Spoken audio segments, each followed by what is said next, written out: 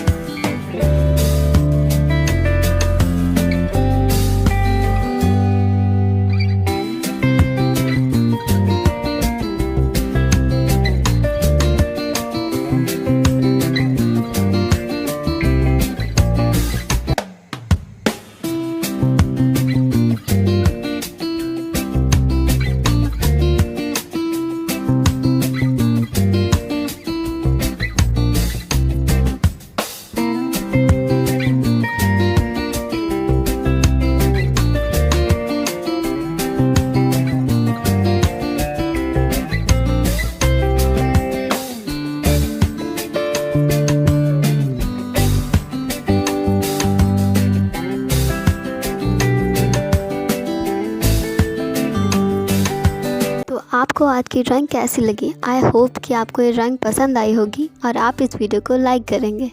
तो चलिए मिलते हैं कल एक नई वीडियो के साथ। तब तक के लिए बाय बाय।